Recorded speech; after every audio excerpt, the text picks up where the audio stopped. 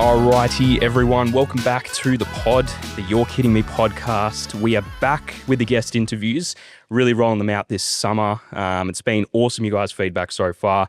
And man, I'm so excited for this interview. Romel Luistro, thank you so much for joining us. You're a busy man, especially coming up. You have some big things happening with your fighters, both Quillin and Cody.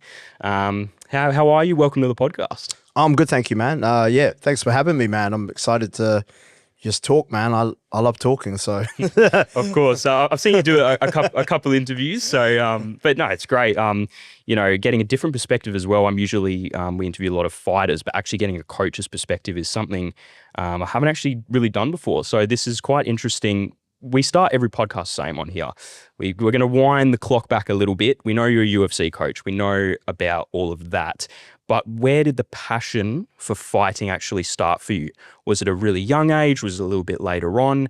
And I even know you mentioned that you really like basketball before we started recording. So how does that play into it as well? Well, I think it started when I was like 9 years old. Always watched Bruce Lee, Kickboxer, all those kind of movies with my dad. And then I just thought I would really love to just try that. You know, I want to learn some martial arts. So my dad took me to kickboxing. I started off doing kickboxing when I was 9. And then that same place that did kickboxing also did jiu-jitsu, but not Brazilian. It was Japanese. So I just started falling in love with martial arts training, doing that all the time. And then when I started going to school, I couldn't train as much martial arts as I wanted, but we had a good basketball program at the school. So I just started playing lots of basketball, and that was like my goal was to be in the NBA. Like whatever I want to do, I want to be at the pinnacle. So if we're playing basketball, I'm only going to play if I'm going to be in the NBA. If I'm not going to be in the NBA, I'm not playing it. And then it's the same with MMA. It was like, I saw BJ Penn fight. I watched the UFC, and I'm like, I want to do that now. And then from then on, it's just been my passion. I love like doing martial arts, jiu-jitsu, kickboxing, wrestling, everything. I love it. Yeah, so. It's great, man. Like even basketball for me, it's funny. I wasn't even interested in basketball at all first. Like I actually hated it. I think I like broke my wrist playing basketball the first ever time. And then I was like, stuff this. And then I kind of ended up liking it, and I fell in love with the sport. Like I was kind of similar to you. I wanted to make the NBA. But then kind of find out you're not that good. But yeah, no, it's good. You mentioned BJ Penn. I did want to ask you a little bit about that. He obviously inspired you significantly. And correct me if I'm wrong, I think you actually dropped out of college after kind of watching him, and you chose to pursue MMA further. Yeah, well, I just dropped out of college because I was lazy. Like it didn't interest me. So I was studying accounting, and then I was like, you know what, this isn't for me. So I just got a job because my dad was like, you either work or you study. So you got to do something.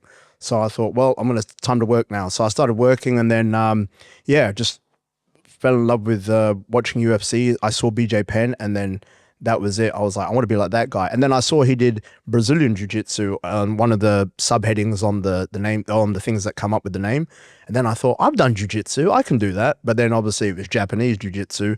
So then I found a Brazilian Jiu-Jitsu school and then pursued that from there. And then I just thought, man, that guy's amazing. I want to be like that. I want to be like, he was so good, so technical, and just ferocious. So he was my inspiration. Yeah. And then everyone said I looked like him at the time as well. So I'm like, yeah, I'll take it. No, fair enough. And then you ended up moving to Australia in the early 2000s. Yep. What was that like? And also, why did you pick Australia out of all places in the world? All right. So it was funny because my ex-wife was from Australia. So she was like, hey, we just kind of got together, and she's like, hey, I'm going to move back to Australia. Do you want to come with me? So I thought, I'm 24 years old. What have I got to lose? You know, like I'll come to Australia for a year. I'll do a working holiday. And if I don't like it, then I just go back. But we ended up getting married, and then I ended up staying here for a bit more. And then we went our separate ways, all good.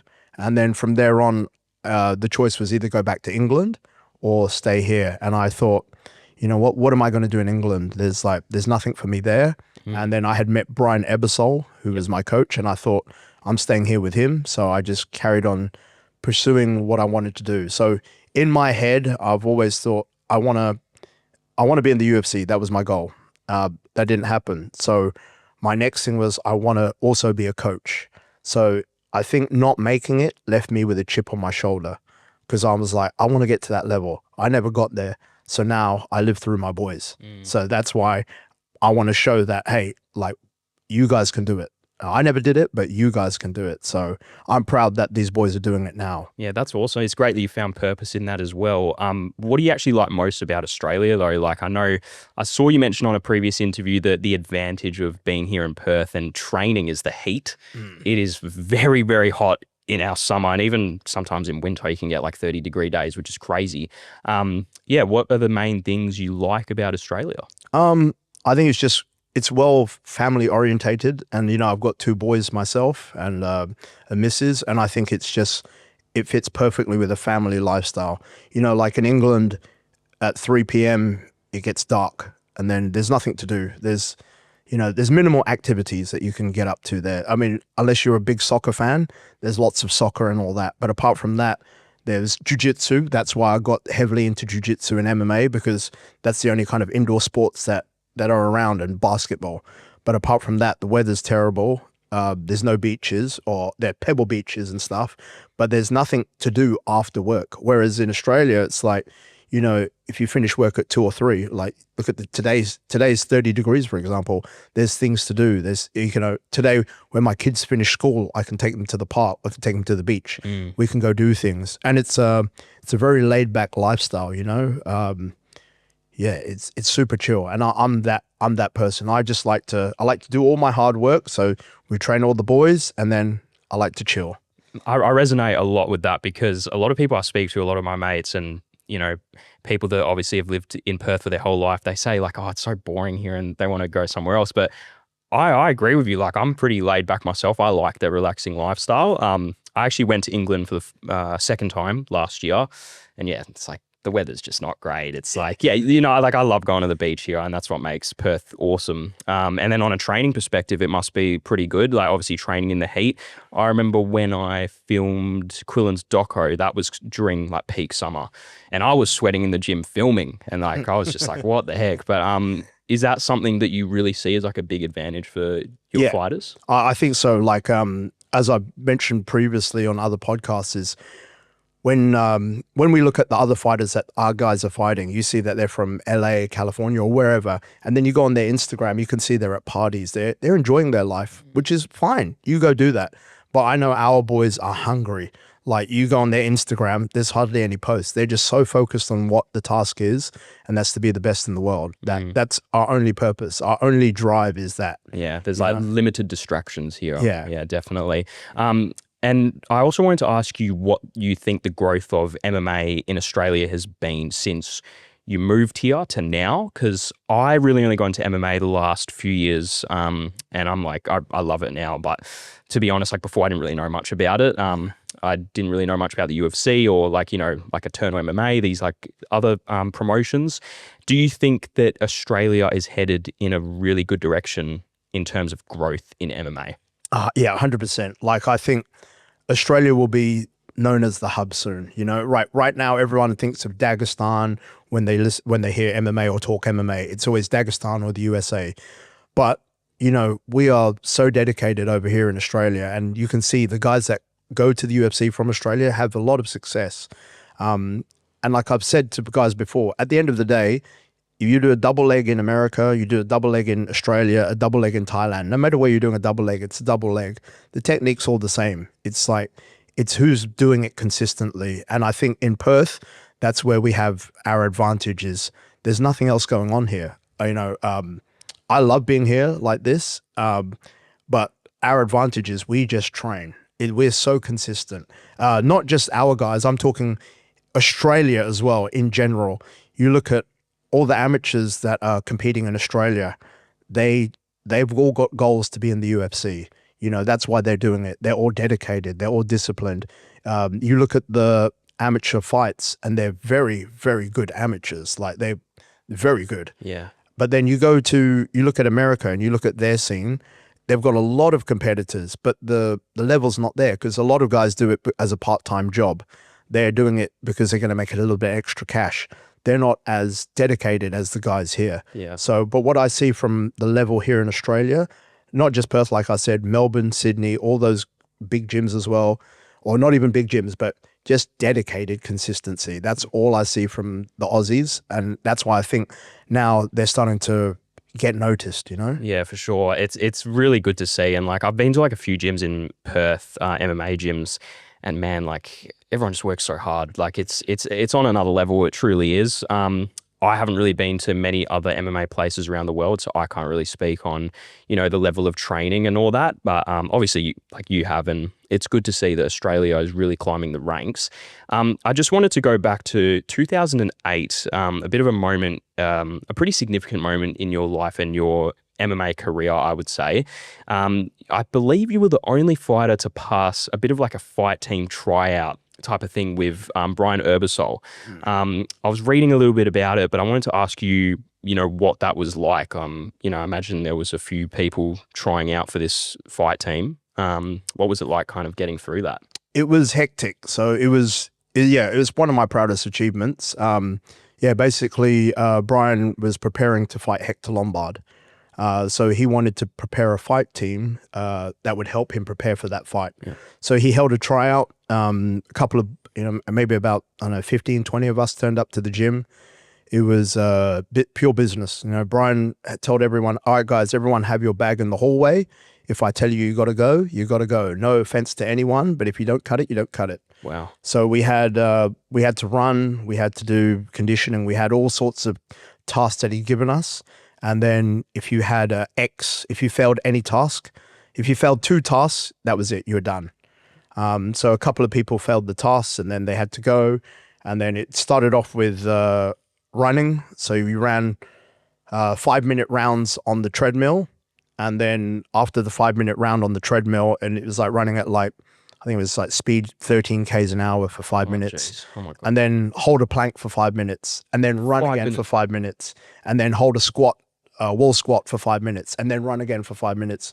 And it was pretty much, that was a lot of that we did out a few people already, just doing the conditioning.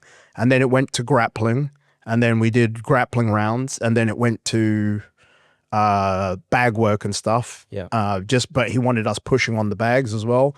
And then after that, if you made it through that far, then you would have to fight for your position, basically. So I remember I said to Brian, because we made it to the last part, I said, how hard are we going? And he looks at me like, so I'm like, okay, we're going proper then.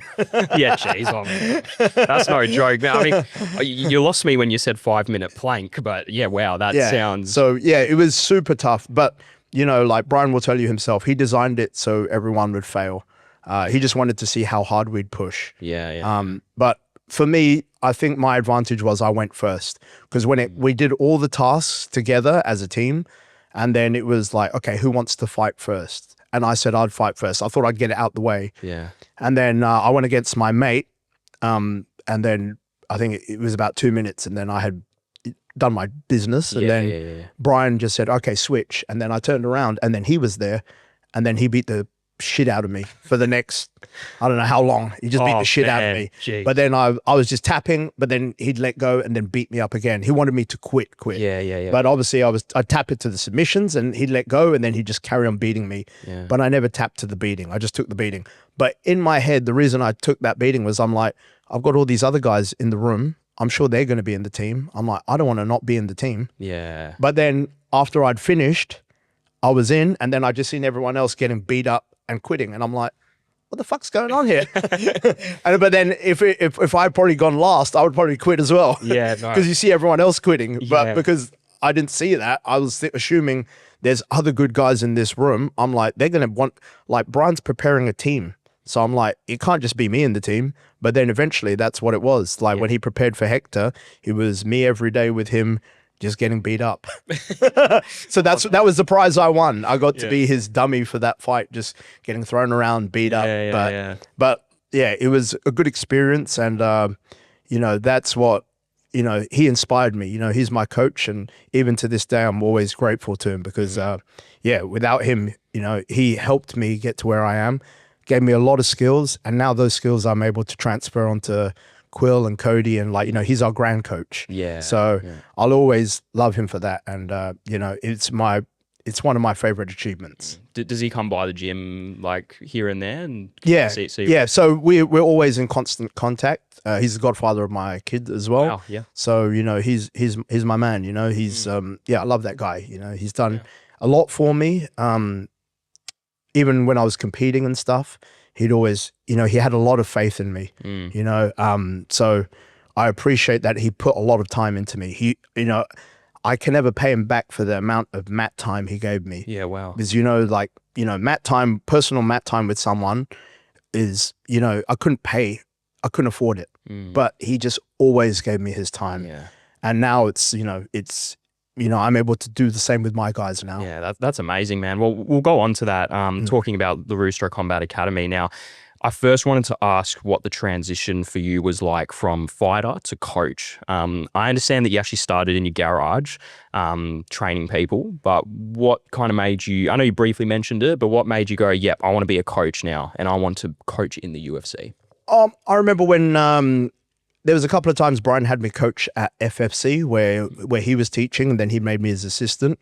And then I always remember him telling me, oh, you'd be a good coach one day. So that was always in the back of my head. But it's something I love to do as well, is to teach martial arts. Even new guys would come in and I would be happy to help them as well. So I just love to teach. And then, like I said, not making it to the UFC myself, I really wanted to get guys in there. So that was my goal. And I always wanted to be at the pinnacle of this sport. So I was like, I've been around the world. I've trained at many gyms. I've trained with many guys that have been in the UFC or are in the UFC, and I know what level is needed. And when I started training the guys, I'm like, it's very achievable, These guys can do it. Yeah, for sure. And, like I remember when I came to the gym, it wasn't like, the most crazy setup, like, row of bags or anything like that. It was, very simple. You had your mats, 2 bags at the end of the gym. And, I found that really inspiring actually, because when I saw that, I was like, wow, there's like top dogs here and they're not in some fancy setup. So how much do you think, that's played kind of an impact on just having a basic setup like that? And do you think it's more about, the grind and the people that are training rather than having a crazy setup? Yeah, 100%. It's definitely the people you're with. So, our gym is a members only gym. I don't have casuals drop in. The reason being is like, I'm building a team here. If you got casuals coming in every now and then, you don't know what they're going to do to your training partners or your regular members. So when you've got members only, everyone in there is pushing each other to get to where we need to be. And I'm big on everyone being a team player. So, if you've got a fight, I'm going to come in and help. And then when I've got a fight, you're going to come in and help. And I think that's the way you build the community and you push each other up. If another thing is, we don't talk shit about each other, our team is our team. I don't want anyone to be jealous of anyone or talk shit about anyone. If I hear that, you're out. Everyone has to have each other's back, because there's going to be people that don't like me, they don't like you, and we don't even know them, but they're just not going to like us because purely with the fact that we're fighting against them or whatever. Yeah. So there's going to be enough people talking shit. So in our gym, I can't have none of that. It has to be like, hey, out there, they can say what they want about us, but I got your back, you got my back. Yeah, that's so good, man. And that's how I feel the team will build that way. Yeah, and honestly, like I speak to a lot of people about your gym, that in the MMA community, I always tell them, like, I remember the first day I came to your gym to film for Quillin, and everyone was so, like, it was quite daunting for me because I'd never actually been to an MMA gym. Like, I've done a lot of filming with like footy players and basketballers, but MMA was almost like a new realm for me. And I remember I came to the gym, I was quite like intimidated, like there's, these guys and girls that are just absolute, like, savages. Yeah, they're great. But everyone was so respectful, man. Like everyone, came and like gave me a fist bump after the trial. I wasn't even training. I was just filming, and I really appreciated that. And I thought, wow, like everyone's so nice here. So apart from being great fighters, you can tell there's a big respect in your gym, which I love. I'm just interested to get your thoughts on this. Now, I am very interested to get your perspective on this because I'm trying to think how I word this, but it's about kind of street fighting and life outside of training in the gym. So I remember when I started boxing when I was 16, my coach had a really big rule that, like, you can't fight outside the gym. Like you come in here and you train, and he was really big on that. And I know some coaches are. I'm just interested to get your opinion on that. Like, do you have any fighters that kind of come in that might be getting into some trouble outside the gym? Are you very like, nah, you stay here, you put in the work and you stay away from that? Yeah, 100%. So the guys train so hard that by the time they leave the gym, they don't want to fight anyone. Yeah. And the thing is, when you train, you know, you get humbled when you train. So you know, this guy looks like nothing right here, but that guy's an animal. You go spar with him, that guy messes you up. So now you got a respect for people that kind of look like that. Whereas previously you'd look at that guy and be like, that guy, I'll smash that guy. Yeah. And then you go spar that guy beats you. Now when you go on the street and you meet someone else, hey, you don't know what that guy's capable of. So you always show respect. So for me, yeah, I'm not into street fighting. I've worked doors before. Don't get me wrong, we've all had street fights, but you know, I tell the guys, it's you're fighting bums. What's the point? It's not worth it. It's not worth it. And people, when you realize how fragile some humans are, you're not going to want to fight them. Yeah. And you've got to think about the future. Like, you know, we might get in a scrap. You throw someone, boom, he breaks his neck. Or you clock someone, they drop, and then they've got a brain bleed. Anything can happen because, like I said, the human is very fragile. Yeah. So, and when you realize that, you don't want to get in any fights because, hey, I'm like, I still want to travel. I still want to go do things. I don't want to get locked up for a moment of being angry. Yeah. You know, I'll be angry. Don't get me wrong. I'll swear and I'll go off. Yeah. But I will never ever hit someone unless I have to defend myself. And even then, I'm not going to go mess someone up. Yeah, of course. You know? You realize how dangerous it is once you start training martial arts. It's definitely something there's a bit of a stereotype that people don't know much about fighting. There's like, oh, they're just violent and always angry. But yeah, when I started training, that actually made me more calm in a way, like kind of outside the gym. So yeah, it's quite interesting. Does. And you'll see, you know, I'll have some guys that are, you know, troubled, you know, but once they start training, they realize that they can put their energy and efforts into this. And then now they've got an outlet for that aggression because everyone's different. There's some people are very placid and they'll never get into a fight. Some guys are just like, he's just an angry dude. But once he has an outlet for that anger, like he'll train it, hit the gym, hit the bag, you know, wrestle. Once he gets that out, that energy's out, he can go about his life normally, you know? And I think that's what the great thing about this sport is. It gives those kind of guys an outlet, you know, because they do exist. People think, you know, everyone, oh, you know, why is he so, people are wired differently. So some people need this and this is their outlet. Yeah, for sure. Now we'll go on to Quillin and Cody, obviously the two UFC fighters that fight under you. I want to start off by asking you, how'd you actually meet Quillan and Cody? I understand it was a little bit different. You met them at kind of like different stages in their individual careers. But yeah, how'd you actually come across paths? Who do you want to start with? Start with Quillan. All right, Quillan. So a while back, the UFC gym was in operation in Balcatta. Yep. And then Quillan was, he was playing footy for the Colts. And then he came in to do like just some fitness. His mate had said, oh, let's try some MMA. So he came to one of my MMA classes there, the first class he ever did. And then I showed him some front headlock stuff. And then he kind of got into it. He was intrigued by what we were doing. And then he just started to come more regularly. And then the UFC gym, Quill was looking to be competitive. So he moved to another gym. And then I happened to have moved to that gym at the same time. Wow, yeah. And then pretty much from there, he was under my wing. And then the next thing, that gym closed. And then we had nowhere to go. So I started training people in my shed.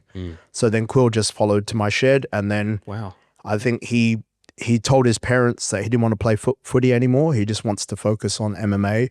And then they just gave him the green light. So from then on, he's just been with me since then. So his first class, like he did nothing before. He just skateboarded. Yeah, seen that. No martial arts experience, but the one thing he does very well is he retains information. Yeah. So if you show him something, he'll remember it.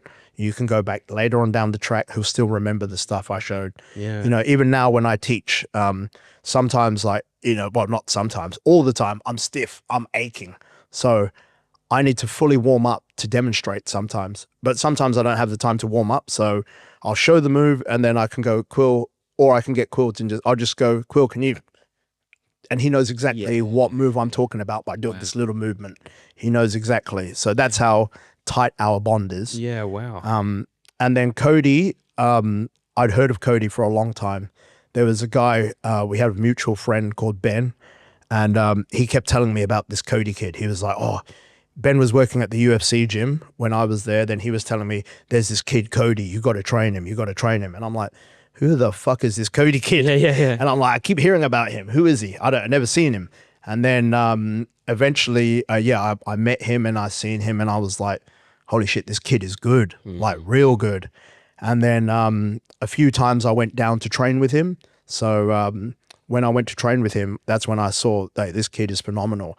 He didn't have any wrestling at the time, but he was all natural instinct. So he could wrestle, but he was wrestling on instinct, not even the most technical wrestler yet. Like he hadn't developed the skills or the tactical or technique yet, but he instinctively knew how to move. His jiu-jitsu was always phenomenal, and obviously his boxing's phenomenal too.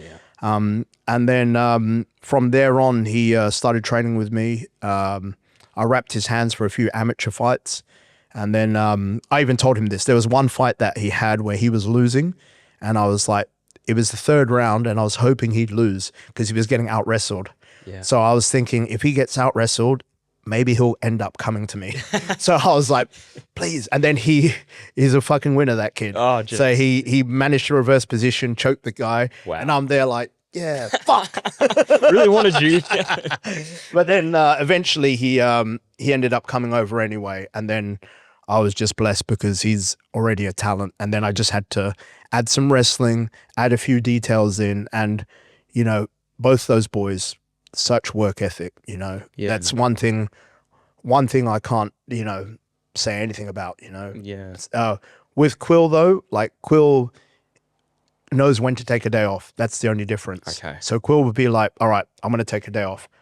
Cody is insane, so he is like, he could be like this and he's like, I'm still going to try. Yeah, gee. Right. He's a zombie, but that's why he's just an absolute animal as well. Yeah. What that mentality makes him a murderer, Yeah, if you have to tell a fighter to take a day off, that's when Yeah. they're so both those guys are brilliant. Yeah. But what's funny is they're both so different as well. They're both phenomenal. So I can't say anything else about them. Yeah, for sure. And what point did you actually know like they're special? Like, was it from, I know with Cody it was a little bit different, but more with Quillin, like, was it from the get-go when you saw his work ethic, you're like, this guy can be something, or was it a bit further down the line? No, it's like he just kept turning up. And, in this game, it's consistency. I was having this discussion the other day, like there's so many good guys and they come and go.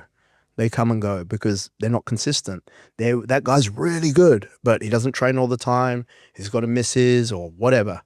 So they missed that boat, but he could have been something. Yeah. And then you've got guys that just keep turning up. And it's the same with me in coaching. There was better guys, better fighters, but eventually the grind and they just move on with life and they do something else. Whereas I've never done anything else. I've just stuck to this one thing. Same with me getting my black belt in jiu-jitsu. I was telling the guys, I was terrible at jiu-jitsu. I'm still terrible, but when I started jiu-jitsu, I was so bad. Like people would I'd be in their guard, they'd turn and I'd be flailing all over the place. And then one day, it just clicks and then you just keep going. And then eventually, like you end up being a black belt because you just stayed at it. Yeah. Just turning up every day. Yeah. Just consistency over time, and that's what I tell the guys, just be consistent. You don't need to go, you see it all the time. Guys come to the gym, they go balls to the wall for like 2 months and then they disappear. And then they come back in and they go balls to the wall again and then they disappear. Whereas if the guy just keeps turning up every day, and that's what Quill and Cody do, both of them. But going back to Quill, like you said, that's when I was like, this kid's going to be something, because he would turn up every day.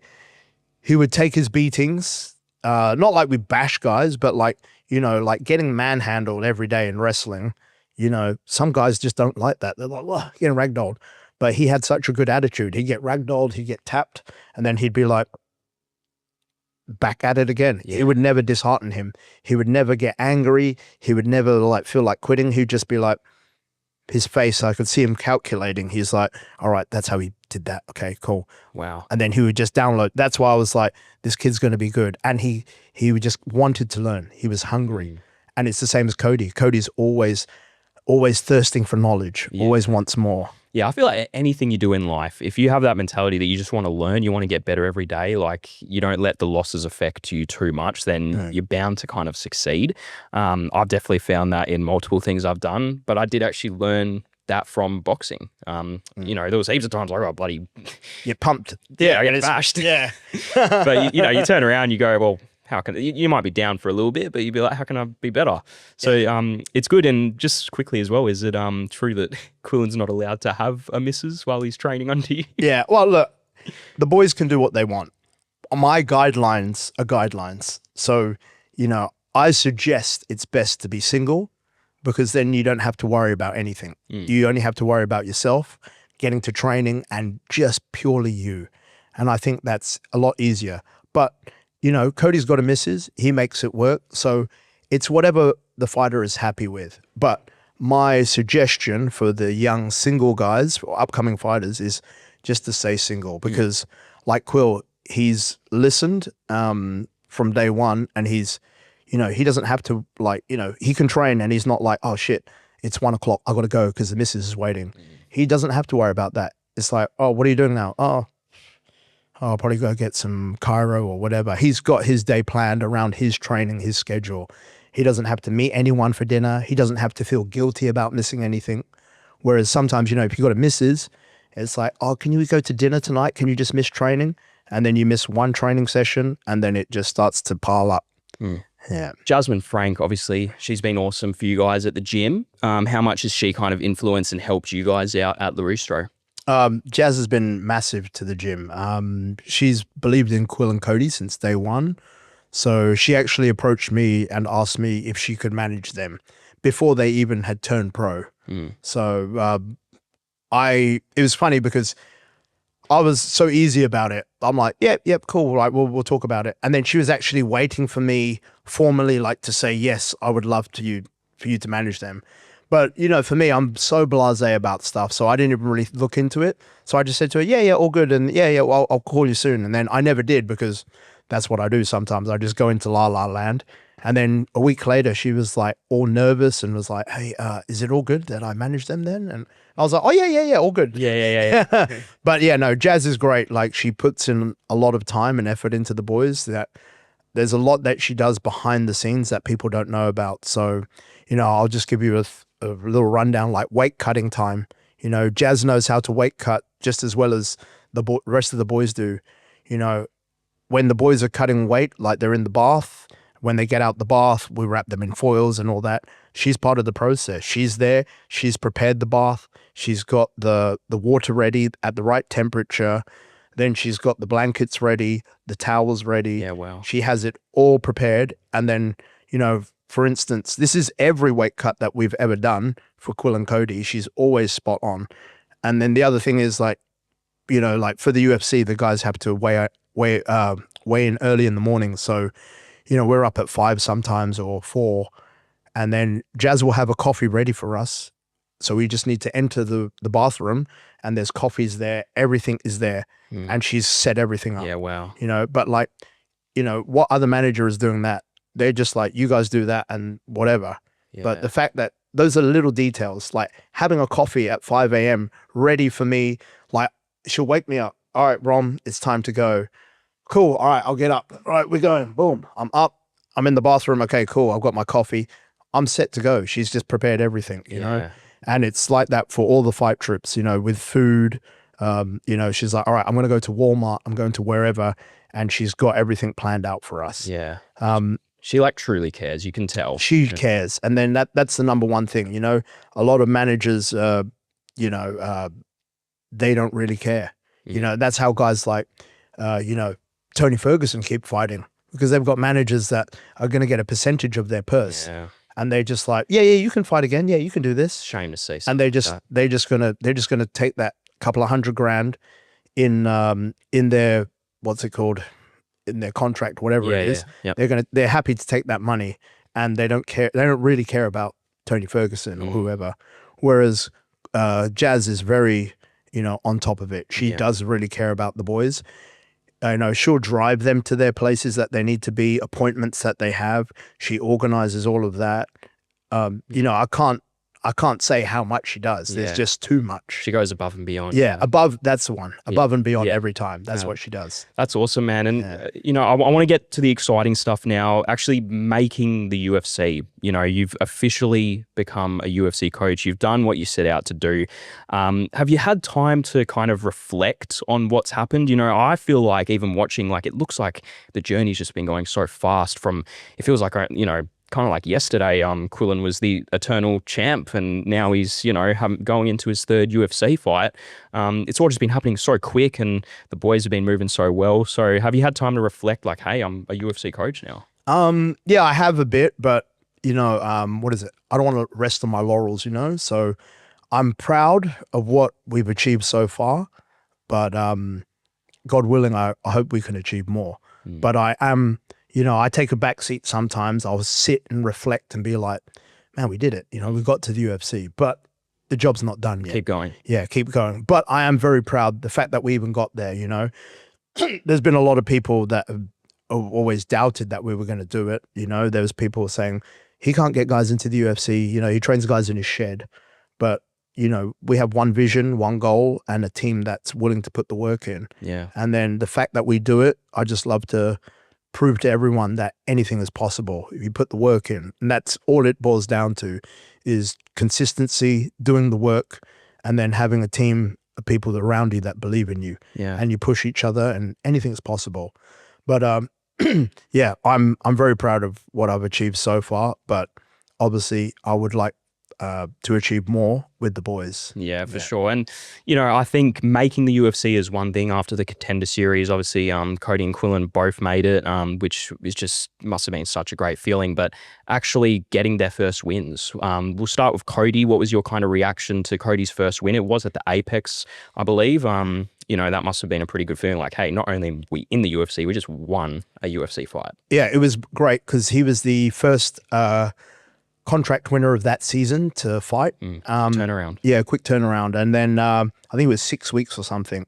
He had won, and then we had 6 weeks to the next fight.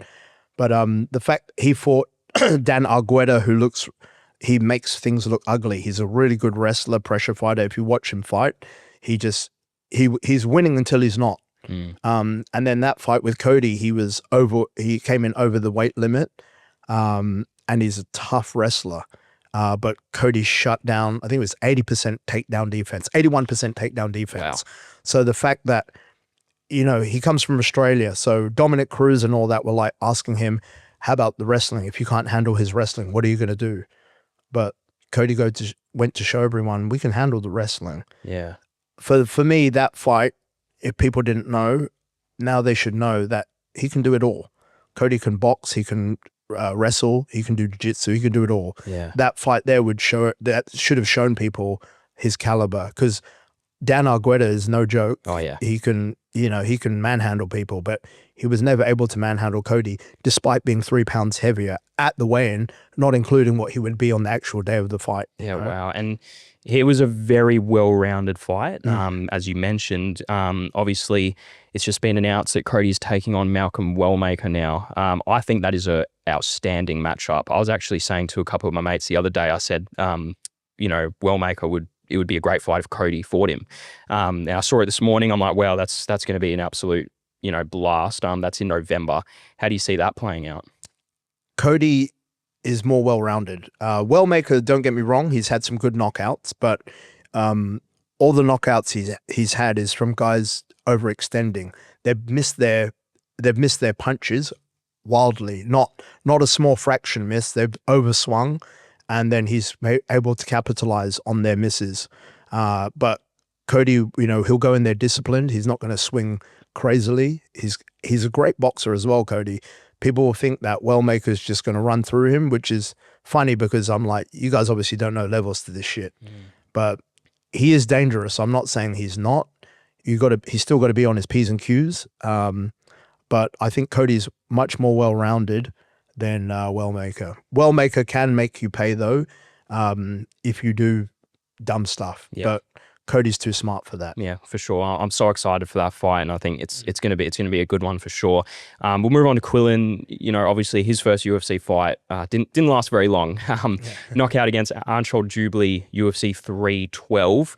What was your reaction? I know I obviously did see the vision of you on the cage, and you barely got a chance to sit down before the knockout even happened. But what was your reaction after that knockout happened? Oh, I was super happy. Like, but I just couldn't believe it because I was like, oh, that was it? Yeah, like, yeah. Because, you know, Anshul was trained by my mate Mike, and I know Mike's a really good trainer. So, you know, Anshul doesn't get the credit. Obviously, he's lost in the UFC.